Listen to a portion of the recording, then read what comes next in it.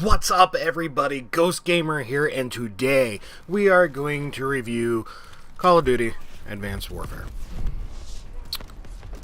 Yeah. Well, anyhow, let's get this started. Now, first and foremost, let me start out with, I understand the idea. They basically went through and beat Modern Warfare to death to the point to where they could no longer continue on that path. They were pretty much doing that to Black Ops, so now let's bring out Advanced Warfare. Now, for those of you who do not know me and haven't watched any videos, so on and so forth, blah blah blah, this is on a PC, it's not on a console, mainly because I do not play first-person shooters or shooter games, period, on a console, unless it's like, oh, I don't know, Uncharted or Metal Gear Solid, things like that, where it's kind of like a third-person shooter. Either way, this is on PC, it's not on a console, and to add on to this, I am not talking a damn thing about multiplayer. I don't like multiplayer. I don't like dealing with all the people that play multiplayer. I am a single-player campaign person. So from that standpoint, anything and everything that comes out of my mouth is based towards or in lieu of the single player for this game, not multiplayer. I don't want to hear a fucking thing about multiplayer because I don't play multiplayer. I haven't in a while. It's been a while since I've done it. I don't feel like doing it no more. Just don't even bring it up. Now, onward and whatever you want to call it. First thing, I'm going to start talking shit about this game. It took me 4 hours to beat the game. And it wasn't even one of those things where when I jack up the difficulty, I want some difficulty. I want it to take me a while. When I have to do it over and well, not over and over and again, that gets quite repetitious and annoying real quick. But when I jack up the difficulty, I want it to be difficult. I want it to at least, slow me down a little bit. But the sheer fact that I jacked up, the difficulty, I still got it done in 4 hours on the campaign.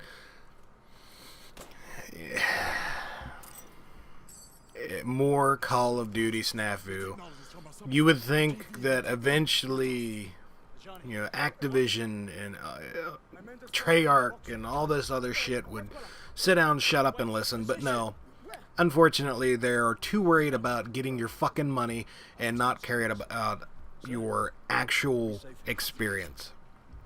That is why you essentially have, your little COD fanboys, and you have real gamers that basically play the game just to play it, and actually don't like it, don't have an issue saying they don't like it. I mean, granted, don't get me wrong, you have the ones that don't play it and won't play it because it's, another COD game. Or Battlefield for some other people. Me, hey, I'm going to give every game that comes out at least a fair chance. That's how I am. I'm a gamer.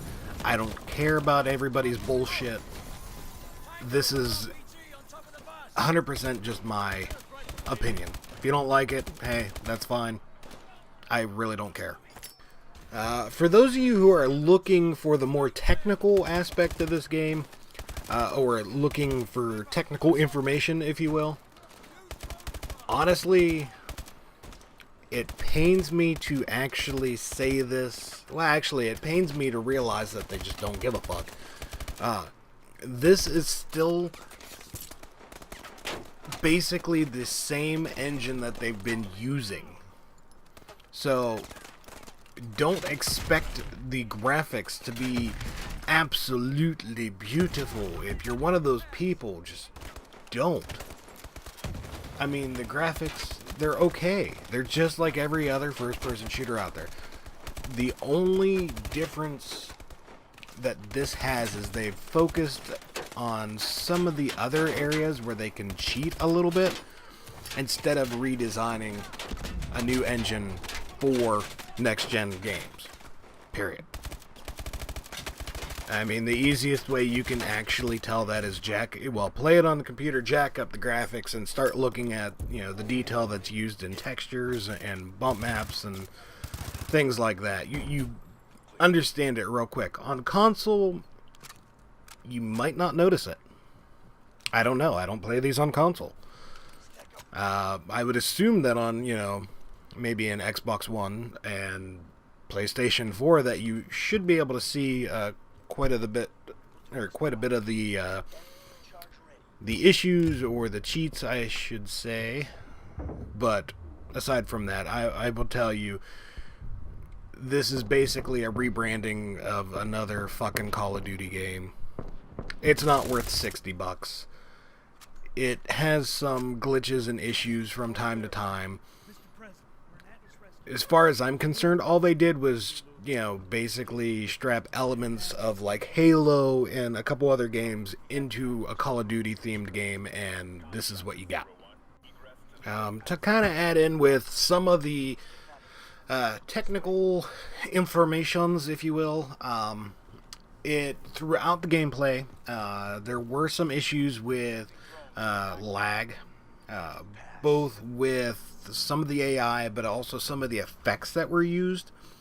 Now, the effects, normally I would say, okay, that's probably a video card thing, but it didn't matter what the settings were on. I still had that same glitch, and I purposely went back and continued replaying it with different video card settings, with the SLI turned off and turned on, and back and forth, and basically tried to debunk it as much as I could by myself without considering it a true glitch, but it was a glitch. There's also quite a few times that I've noticed that the AV sync is out, and it's not so much the gameplay, it has a lot to do with the pre-rendered cutscenes, which there are enough of those to become annoying, especially when you're waiting like 3-4 minutes to actually go through a cutscene that you cannot skip because the game is loading in the background.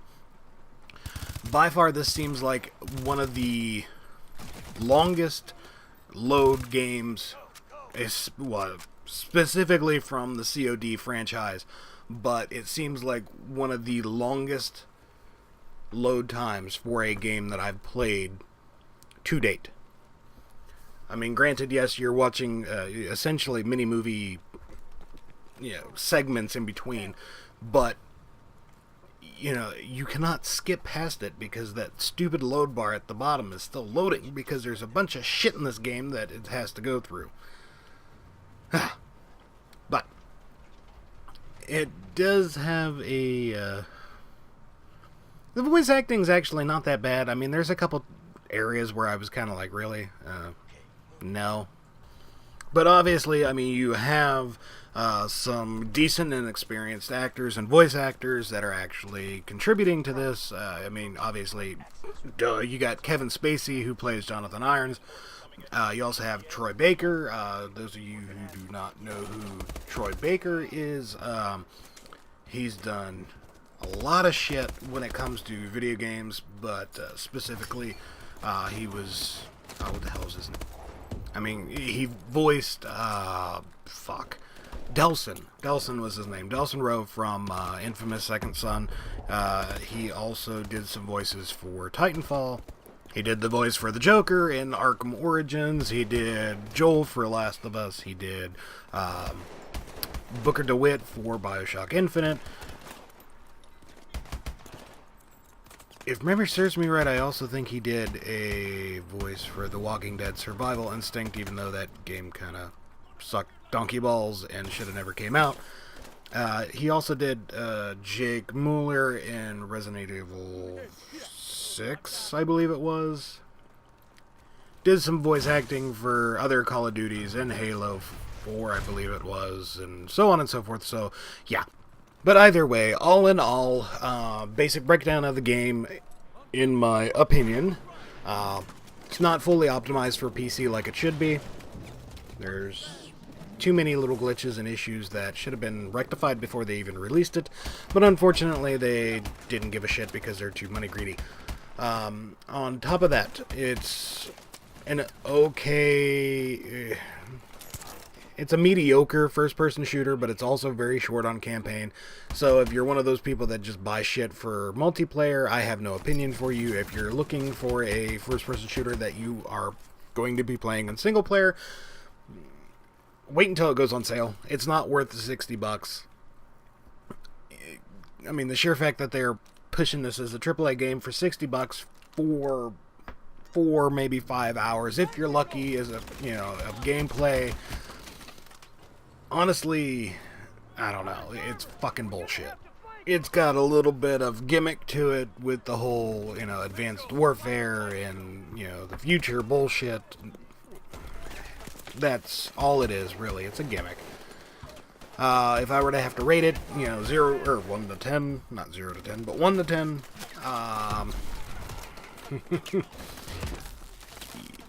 yeah, it's probably going to be about a 5. And I give it a 5 because, I mean, hey, I do like running around and shooting people or shooting at people when I can't hit them in the video game world. But actually, it probably should be a 4. But I'm still going to say 5. Either way, it's one of those things that they need to quit ripping people off. Quite frankly and honestly, I think they should essentially kick it out to where you could buy the single player with multiplayer, or if you just don't give two shits about multiplayer, just buy the single player package only. Oh, another thing that I will bring up, and this is actually kind of related to that.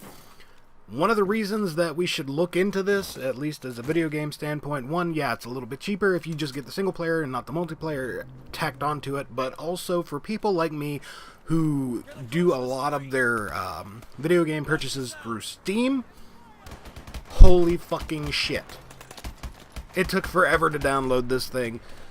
It was just bad all around. I mean, even though I have a decent ISP, as much as I don't want to call Time Warner decent, it is an upgraded tier, so my downloads go kind of quick, but when you're up north of 30-40 gigabytes and Steam just has to chug along and you can't really do anything for several hours before you get a hold of it, that would be an awesome point where you can kind of split the multiplayer single player bit.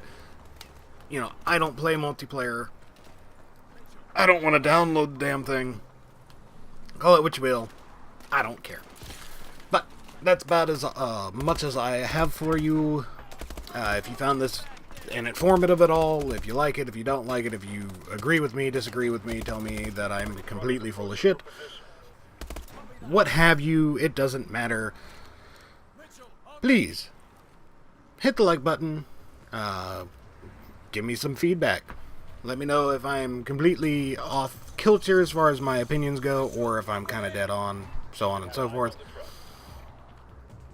Give me some feedback, hit the like button, don't forget to subscribe, and until next time, I'll catch you guys later. Thanks for watching. I'll just let this kind of play out for right now, but I'm out of here.